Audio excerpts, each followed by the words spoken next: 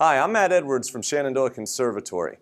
Here at Shenandoah, I teach voice in the music theater department. Specifically, I teach the musical theater seniors how to sing pop rock styles, be it actual pop, rock, country music, R&B, rap, death metal, whatever it is that they want to learn how to sing, we teach it to them. I also spend a lot of time with them teaching them how to make their own audition recordings and getting them comfortable with singing in a recording studio setting and in live settings with the microphone. That's what I'm going to talk to you guys about today. Specifically, I'm going to talk to you about how this audio equipment works, how it can enhance your singing, and if you're ever in need, how it can make things a little bit easier for you instead of you having to rely on sheer vocal power to try to overcome an illness or a bad day or whatever you may be having. I've designed this video with 3 goals in mind. To help you understand the basic equipment that you may encounter, such as microphones, equalizers, reverb and delay, compression, and possibly Autotune. To help you identify what you hear, so when you listen to a live performance or a recording, you can distinguish what is the actual real talent of the singer versus what is the electronic enhancement that has been used. I also want you to be able to use audio equipment to reduce vocal load in a performance if you need to. First of all, before we go into the details, let us take a behind-the-scenes look at what audio engineers do while on the job. It's dramatic, we're not going to make it. We'll never see the light again, but I will keep on going till the end. Yeah, yeah, yeah, yeah. Our ship has faced a hurricane, but I will keep on going.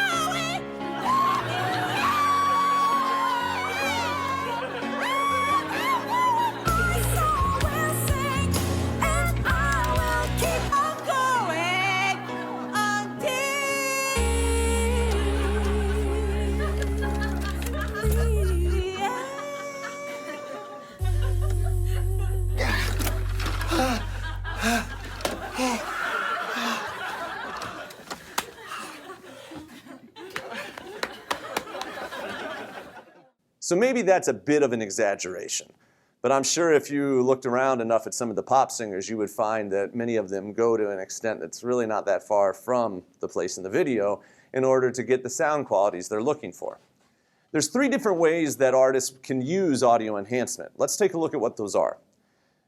The first way is through what I would call extreme manipulation. This really started back in the day with Cher and her song, I Believe. The engineer had been playing around with this Autotune technology. Supposedly the story goes that he made a few tweaks that were a little bit too extreme, and they got this really neat vocal effect that Cher took off with. She recorded this song, I Believe, and it's kind of become this iconic song that was the first non-human kind of singing that we had heard in a pop recording. Let's take a listen at a little example from it.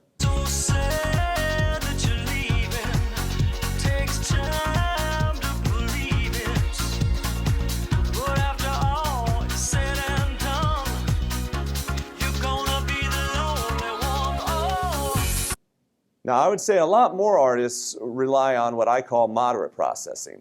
Now, moderate processing involves things like reverb and compression and equalization, and those effects are used to enhance the voice, but not to completely manipulate it. Think of bands like Journey, like Styx, Bon Jovi, Aerosmith. They're bands who really are talented, they're very good musicians, but they want their music to sound a little bit bigger than life. Let's listen to this example by Journey. This is Faithfully. Highway run into the midnight sun. Wheels go round and round on my mind. The final way I think that audio enhancement is used is basically minimally. There's a lot of artists out there who do want to sound natural. They don't want to sound like they have been completely re-engineered by a computer. People like Joss Stone, Johnny Cash, and many of the other artists out there on the country side of things and on the singer-songwriter side of things really want you to hear their raw and natural voice. And in those instances, they may use things like reverb, compression, and equalization, but they're only using them to try to capture the natural sound of their voice in the room, not to make it sound bigger than life, and definitely not to make them sound like a computer. Let's take a listen. What have I become? My sweetest friend, everyone I know goes away in the end. Now, when I talk to voice teachers and singers about audio technology and how it's used, oftentimes I'm asked, well, isn't that cheating? Well, yeah, in some cases, it sort of is. But I think you need to consider something about these artists' performance schedules before you make up your mind. Opera singers are often set up on this pedestal as being the optimal example of vocal technique and vocal health. And many of them are. They are very healthy singers, they have great technique. But I think one of the things that helps them get lasting power that some contemporary artists don't have is their performance schedule. Let's take a look at artist Thomas Hampson. This is his schedule from 2014. As you can see, he only had 7 performances during that time period. They were in 3 states and 2 countries, but clearly he had a lot of time to kind of rest and recuperate before he had to get back up on stage. Well, if contemporary artists had that much time to recuperate in between performances, they may not have as many problems as many of them do. Let's take a look at what their performance schedule is actually like. This is a band called the Goo Goo Dolls. If you look at their performance schedule, you'll notice that during the same period of July 2014, they had 18 performances in 11 states. Looking at the schedule, you can see that they rarely have more than 2 days off, and probably those days are spent on a tour bus traveling between concerts. Now, a tour bus is hardly a top-of-the-line accommodation, and I think it's reasonable to assume that some of these artists may have a hard time staying hydrated, eating well, and getting a decent amount of sleep while on a tour bus. Now let's say you're lucky enough to be cast in a production of Wicked on Broadway. Well, if you're in that production, you're going to be performing 8 shows a week for a total of 32 performances a month. That is far more performances than an opera singer, about 4 times the amount. It's a little bit more than twice the amount that you're going to see, or a little less than twice the amount that you're going to see on a band like the Goo Goo Dolls. It's a very athletic endeavor that these performers are taking on. And I think it's in these instances that if students learn how to rely on audio technology a little bit, they can save their throat and not have to give 110% every night to achieve the results that the audience expects. So what I would like to do is to encourage you not to think of this as cheating, but rather performance enhancement. So let's take a look at exactly how all of this is done.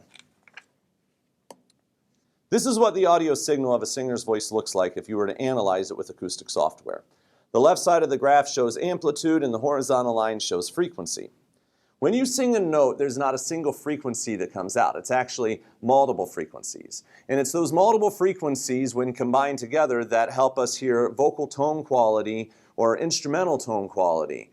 If we had only one single pitch with no other frequencies above them, we would have a pure tone that would sound very computerized. Now, those frequencies that accompany the pitch are not just haphazard frequencies that happen to appear.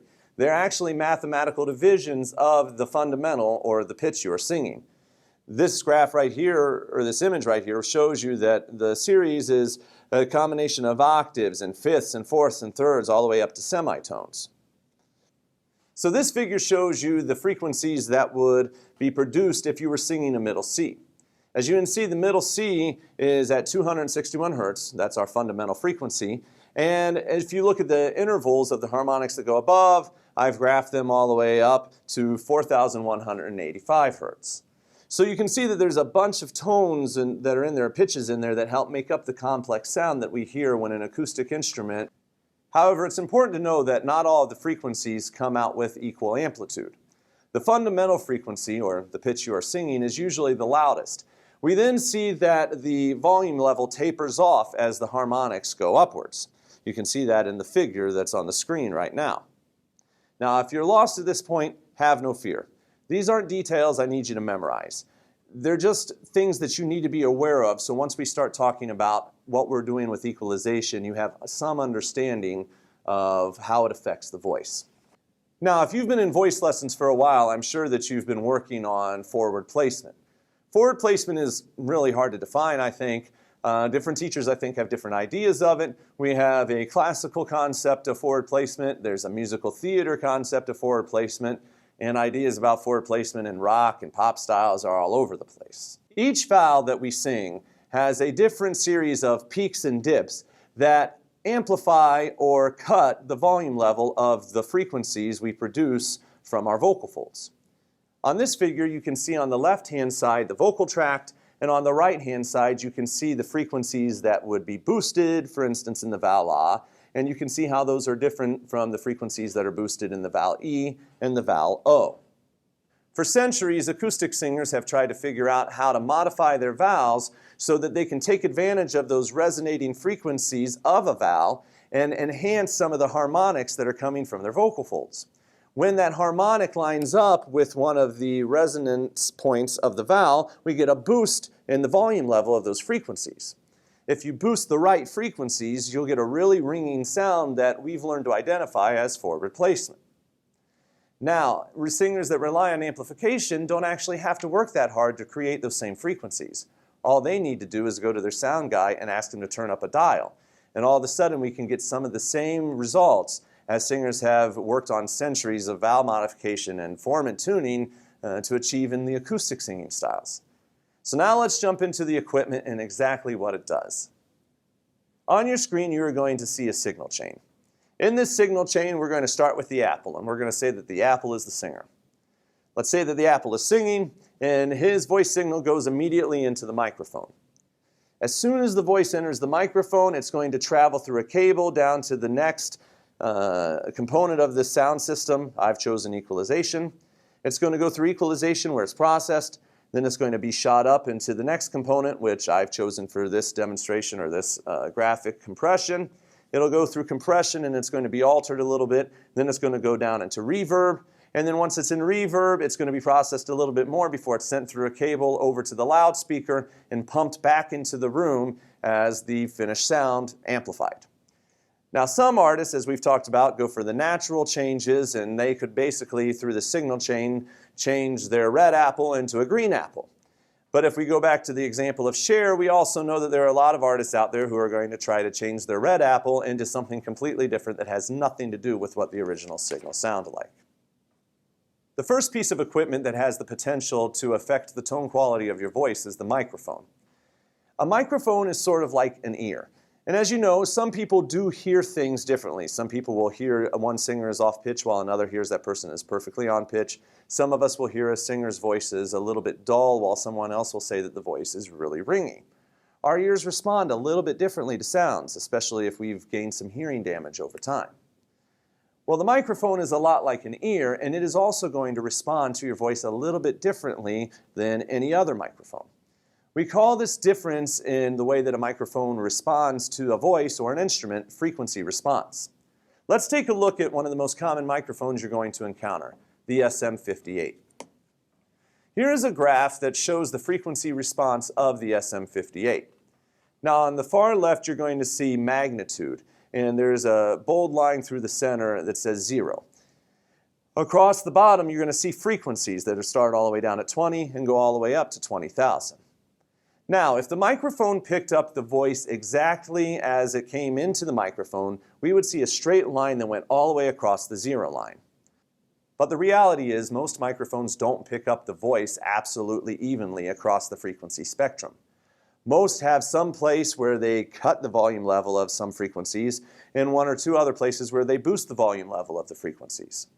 So let's take a look at the graph again for this Shure SM58. As you can see, the only place that the microphone really picks up the sound exactly as it is coming into the microphone is right around 300 hertz. We do see another place that is pretty dead even right around 14,000 hertz as well. Now everything below 3,000 hertz is being cut. So that basically means if you sing one note that's at 300 hertz and then another note that's on 100 hertz, the note on 100 hertz is going to sound quieter through the SM58 than the note that was sung at 300 hertz, even if you're singing both notes at exactly the same volume. Now as we go up into the frequency spectrum and we look at the frequencies around where forward placement occurs, we see that there is this massive boost on the SM58. In fact, at 5,000 hertz, you see a boost that's around 7 to 8 decibels. That's theoretically at least a doubling of the volume level of the forward placement of your voice. So what that means is that if you have a really ringing voice and you're singing a note that happens to be on 300 hertz, we're going to hear the fundamental or the pitch of that, of your voice at the volume level it actually is in real life, but your forward placement on that pitch is going to sound about twice as loud as it actually is. So let's take a look at the Octava MK319. This is a condenser microphone, the type of microphone you would usually find in a recording studio setting. Here's the graph of the frequency response for the Octava microphone. As you can see, this microphone is pretty accurate from around 150 hertz to maybe around 700 hertz. We see the frequencies below 100 hertz being cut in volume level just a little bit, and we see the frequencies above 1,000 hertz getting somewhat of a boost. Now this microphone has pretty much no boost at all right around 5,000 hertz. So if you were singing a pitch at 300 hertz, and you had the same kind of forward placement that you had when singing on the SM58, we would hear your voice more naturally, like the way it is in real life. So if you're somebody that has really strong forward placement, this microphone might be the better microphone for you. But if you're somebody who really struggles to get some edge or bite into your voice, the SM58 is going to make your voice have a little bit more cut to it without you having to do anything different with your technique. Let's take a look at these two frequency response curves laid out next to each other. This is what they look like side by side, and if we lay them on top of each other, this is what we get. You can see there are clearly differences. So as a bass baritone, I kind of prefer the SM58. Gives me a little extra buzz. But for a soprano, the SM58 is not always the best choice. That's why a lot of times if you hear a soprano trying to sing the national anthem at a sports game, it's usually not the best sound. Most of the time they're using an SM58. So all of those high frequencies that are naturally present in a strong soprano voice are being amplified way beyond what they sound like in real life. However, for lower voiced men, that SM58 makes them sound really good. So if you're a soprano, you're going to want to look for a frequency response curve that's a lot more like the Octava MK319. So now I want to show you how a microphone can affect the vocal quality. I've asked Sarah Beckwith, one of our musical theater juniors here at Shenandoah, to record a little cut of Samson by Regina Spektor. We've used both the camera microphone and a recording studio microphone, and I'm going to show you both side by side so you can hear the difference in the vocal quality once we pop her on a microphone that's up close versus a camera that's around 8 foot away. Samson went back to bed, not much hair left on his head. He ate a slice of Wonder Bread and went right back to bed. Samson went back to bed, not much hair left on his head. He ate a slice of Wonder Bread and went right back to bed. I think most of you would agree that's quite a difference. She's singing with a breathy, earthy quality that a lot of singer-songwriters say is, connected or emotional. Now, if I'm sitting at a piano 8 foot away from her, I'm going to think that it's really weak and it's never going to work. But once you hear her on the recording studio microphone, you realize it is actually a sound quality that probably could be really marketable. What you're seeing on the screen now is a polar pattern. Polar pattern diagrams help us visualize how the microphone responds to the voice from different angles. The polar pattern has 0 degrees at the top, and 0 degrees is where you're singing into the dead center of the microphone. Then you'll see off to the right is 90 degrees, and off to the left is 270 degrees, while at the bottom we see 180 degrees. The outermost circle tells us that if a voice is singing right at a certain angle and the diagram circle that we're going to look at in a minute touches that outer circle, there's going to be no reduction in volume of the voice. However, as we start going inwards to the inner circles, we're going to see that the signal is decreased in volume by 5 decibels, then 10, then 15, then 20, then 25. This will make a lot more sense if we look at some other polar pattern diagrams for microphones that you might actually use. The first diagram I want to talk about is an omnidirectional diagram. Let's put a microphone in the middle of the diagram to make it a little bit easier to understand what we're talking about here. As you can see, there are no circles besides the ones on the polar pattern diagram in this image. That means that no matter what angle you sing to that microphone, it is going to pick your voice up the exact same from every one of those angles. Now on the right side, you're going to see a diagram for a bidirectional microphone. A bidirectional microphone, as you can see, cuts in a little bit on the left and right. That means if we pop a microphone on there and you try to sing off to the side of this mic, it really wouldn't pick up your voice at all. Now this could be really helpful if you wanted to place two singers on opposite ends of a microphone and you didn't want any room noise to be picked up from the left or the right. However, if you wanted to put a quartet around a microphone and all four of you sing and capture the entire sound with one mic, the omnidirectional microphone is going to be your better choice. Next, let's take a look at the cardioid patterns. The diagram on the left is a standard cardioid. It looks like an upside down heart. If we pop a microphone over that diagram, you'll see that the microphone has no response around the handle. This is a great microphone for live performance because if you have a monitor, which is a speaker placed on the ground pointing up to you so you can hear your voice while you perform, this microphone is not going to pick up any of the sound from the monitor. It's only going to pick up your voice.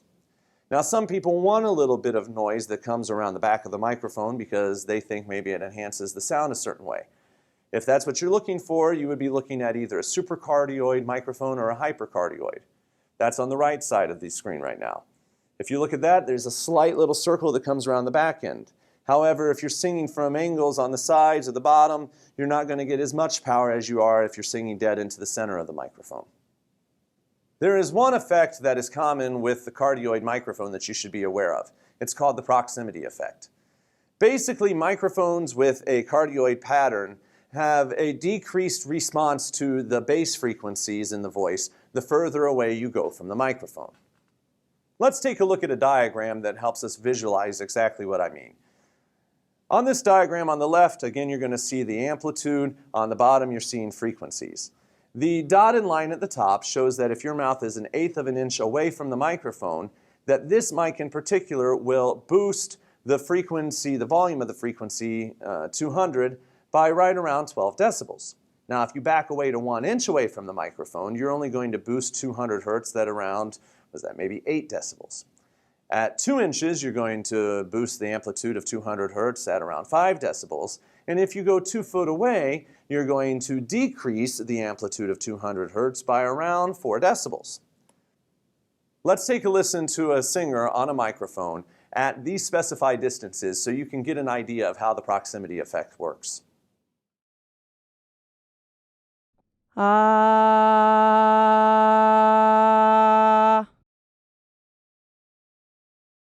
Ah.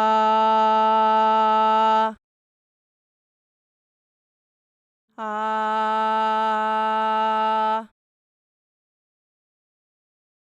Ah. Ah. Now let's talk about equalization. Equalization is basically a process using electronic equipment that helps us amplify certain frequencies or reduce certain frequencies in any kind of an audio signal. You use equalization probably every time that you get into your car. You'll get into your car and hear a song on the radio and you want to pump up the bass, so you turn the bass knob up. Or you'll hear something that's really bright and tinny and you'll cut the treble. So it's a pretty common concept. The equalizers that audio engineers use are a little bit more complicated. Here's a picture of a 10-band equalizer. You can see on the top we have frequencies. This one starts at 32 hertz and goes all the way up to 16,000 hertz. On the left, on the vertical side of the graph, we see a center line that says 0 decibels, and then we go 3, 6, 12, and 20, both up and down. If the graphic equalizer was set on the 0 line, like it is in this image, it would have absolutely no effect on the voice signal that was coming into it. However, if we wanted to enhance certain parts of the voice, we could move these sliders up and down and achieve some pretty drastic effects. Now let's take a look at how we can use a graphic equalizer to alter the tone quality of a singer's voice.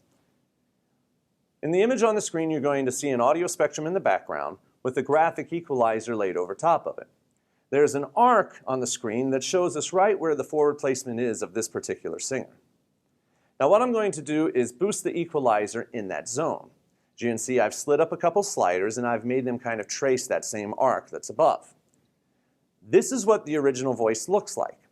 But once I have boosted the graphic equalizer in that zone, it is going to alter that audio spectrum, and it's going to look like this. There's your original, there's the new one. As you can see, I've just altered their formant tuning with electronics.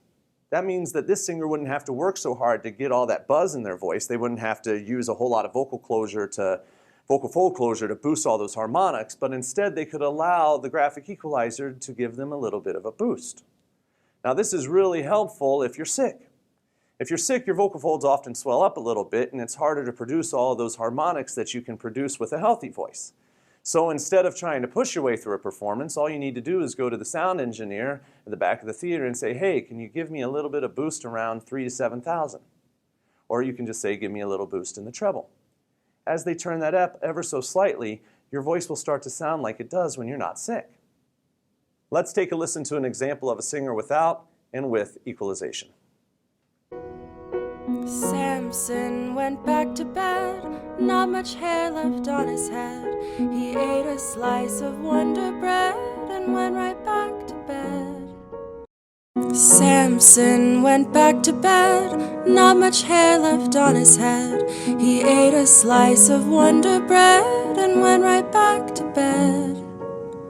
The next component I want to talk about is delay and reverb. Delay and reverb add the bounce to the sound. Now when you're singing, part of your voice leaves your mouth and goes directly into the ear of the listener. But some of the sound waves that are leaving your mouth go around in different directions and bounce off of things like the walls, the ceiling, the floor, and the back wall, and even chairs if there's seats in the room. Those sounds that are reflected off of walls and ceilings and floors hit the ear slightly after the original signal that has arrived at the listener's ear straight from your mouth. When that happens, we get an effect called delay. Now delay is most often heard in like a canyon or a cave. It's when you yell, hey, and all of a sudden you hear, hey, hey, hey, hey, hey. All right? Basically, the original signal can be heard, and then in an exact amount of time later, we hear the delayed signal. Let's look at this graph here, and you can visualize what that's like. Here you see a direct line from the sound source to the listener, and it takes 10 milliseconds for that sound to reach the listener's ear. But you can see that there's also a reflected sound that hits the wall and then bounces into the listener's ear. That sound takes 100 milliseconds to reach the listener. So if we subtract 10 milliseconds of the dry sound from 100 milliseconds of the wet sound, we find out that there's a 90 millisecond delay between these two signals. In a digital delay unit, you can choose how many milliseconds you want there to be between the two signals, the dry and the wet. You can make them really close together so the voice just sounds a little thicker, or you can delay them way out to get a special kind of effect. Reverb is similar to delay. Whereas delay only creates one repeated sound wave, reverb creates a bunch of delayed sound waves so that we can simulate the acoustic effect of an instrument or a voice in a hall.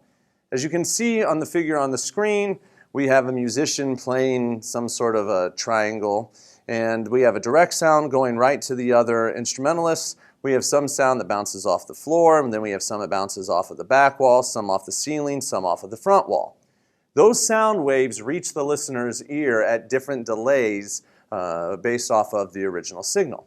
However, it's that combination of all of those different delays together that makes the sound full and warm like you're in a cathedral instead of delayed and choppy as if you were yelling into a canyon or into a cave.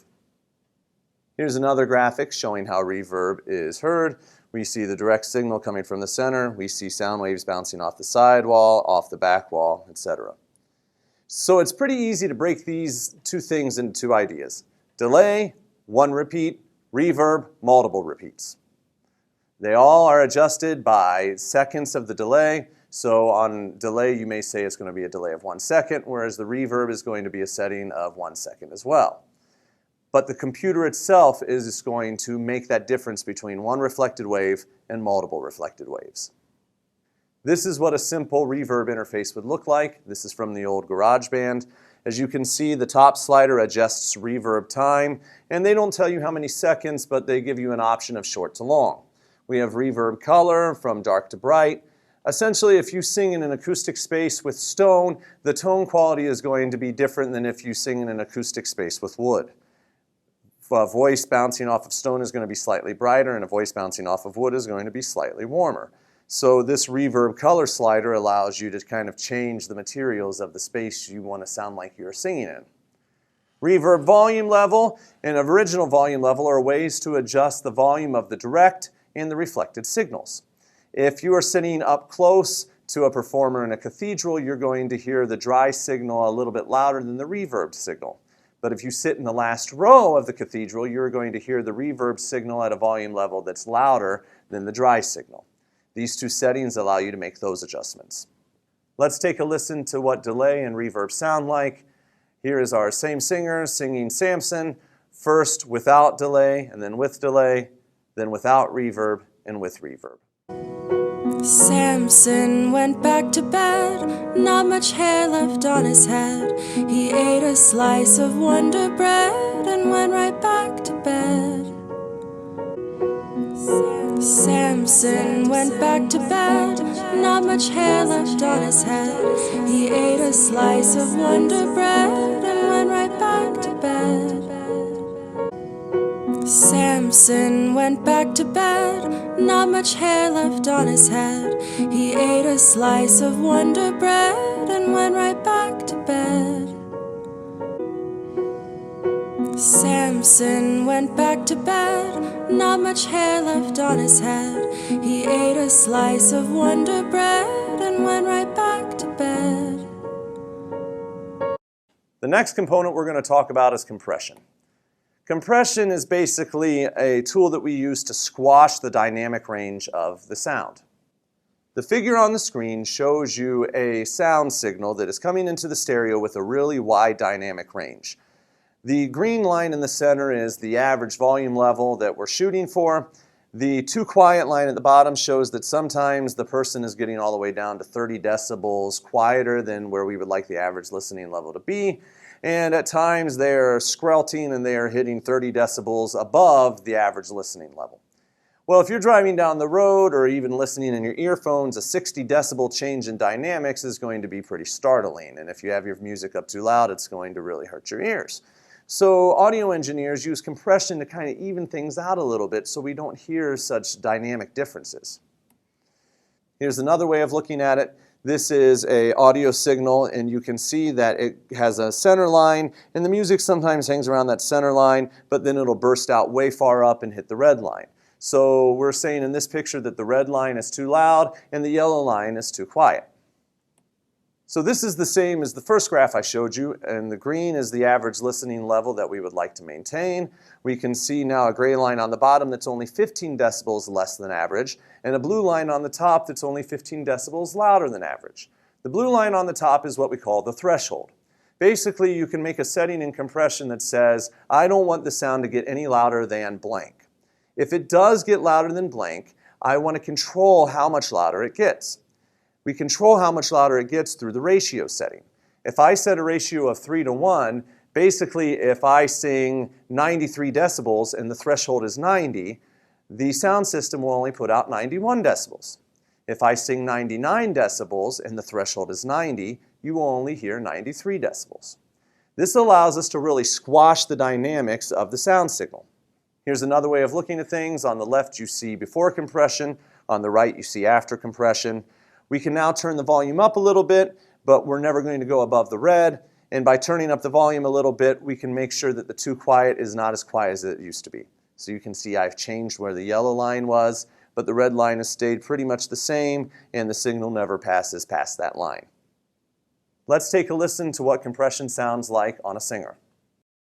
Samson went back to bed, not much hair left on his head. He ate a slice of Wonder Bread and went right back to bed. Samson went back to bed, not much hair left on his head. He ate a slice of Wonder Bread and went right back to bed. Now let's compare the camera audio to the finished product. Samson went back to bed, not much hair left on his head. He ate a slice of Wonder Bread and went right back to bed. Samson went back to bed, not not much hair left on his head. He ate a slice of Wonder Bread and went right back to bed. Now let's talk about one of my favorite effects, Autotune. Autotune actually comes in two varieties, Auto-Autotune and Graphical Autotune. This is an Auto-Autotune interface. This one comes from a company called Antares. As you can see, we have several different settings here that we can control. The most important is here in the center, and it's the key. In this kind of an interface, you tell Autotune what key you're in, and then Autotune will listen to the signal that comes in and make sure that the pitches match the pitches that are supposed to be in that key.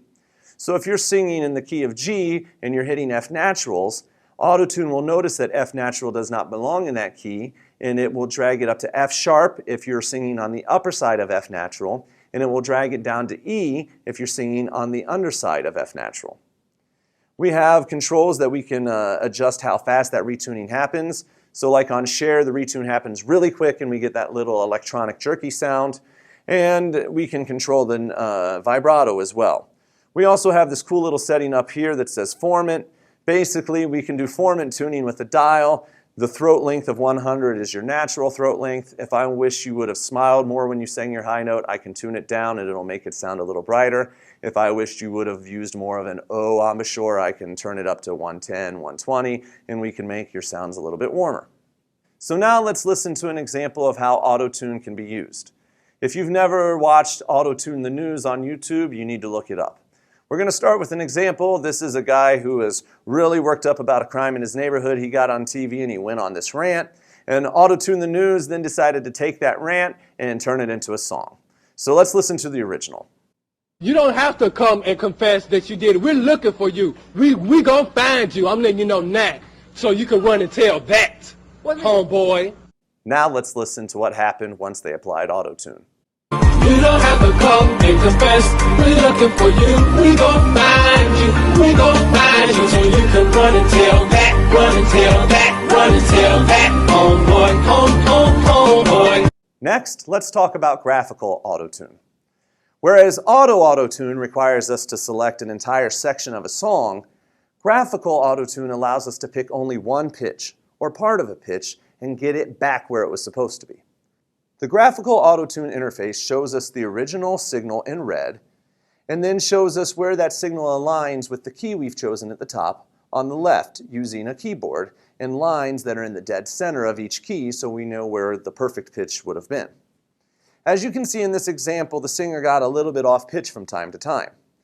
Using the tools up here, I put a little dot at the beginning of the pitch that was off and a little dot at the end of the pitch that was off, and Graphical Autotune will draw me a new pitch, which you can now see in green.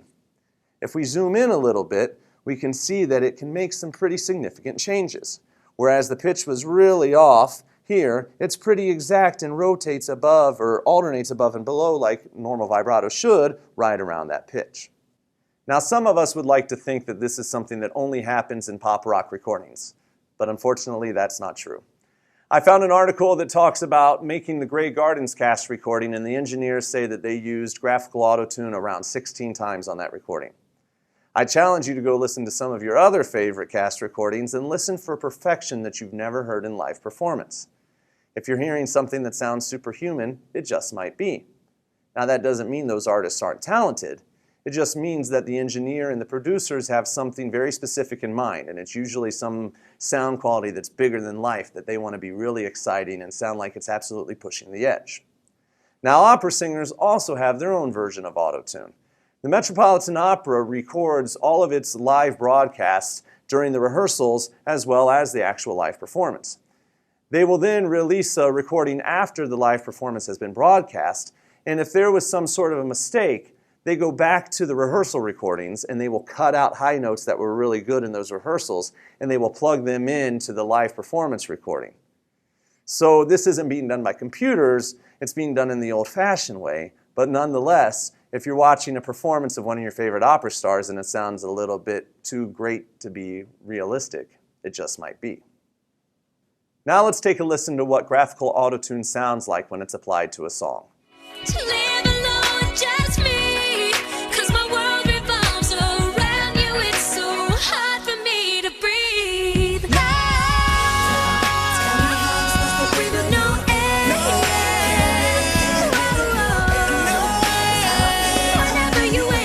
Now it's time to listen to a few examples of isolated vocal tracks and see if you can identify some of the effects that we've been learning about today.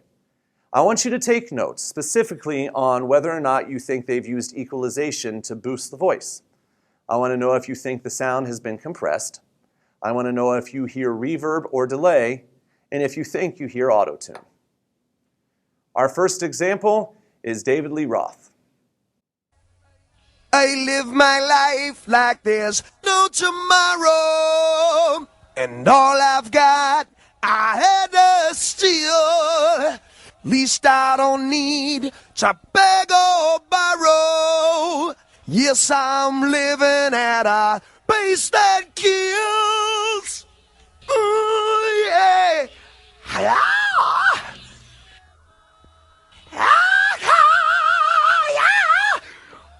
Woo-hoo! Our next example is going to be Blurred Lines by Robin Thicke. Turn me up.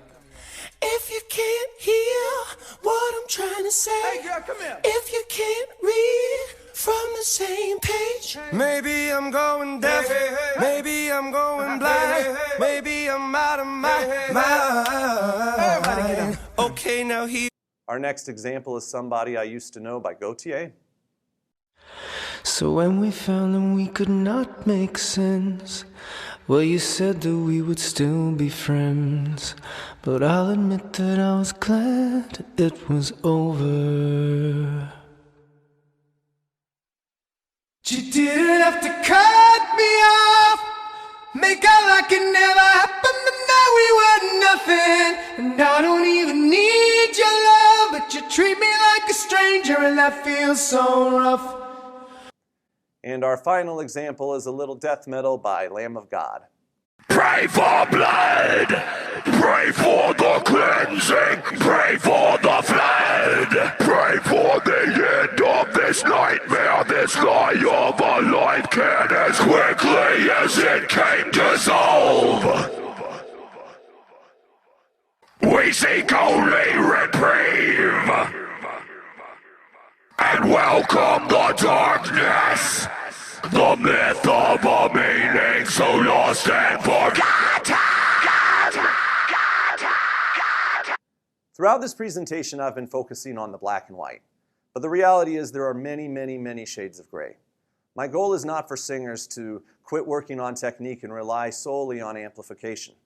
However, I think we've long ignored amplification and haven't spent time teaching students what it can do for them, what kind of adjustments they can ask for, and how this equipment can help them out when they're having a rough day or they're sick. I look forward to discussing this video with you and answering your questions. If you would like to find out more about me and my work, check out my website, edwardsvoice.com. There you will find links to resources, my YouTube page, my blogs, and information about upcoming events, including workshops, presentations, and masterclasses.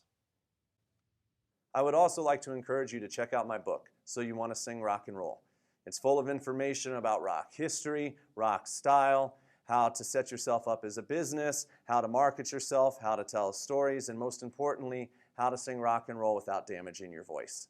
If you want more information specifically about audio technology, there's also a chapter about that in my book, as well as chapters in The Vocal Athlete by Wendy LeBourne and Marcy Rosenberg, and A Dictionary for the Modern Singer by Matthew Hoke. Thanks for watching. I look forward to talking to you soon.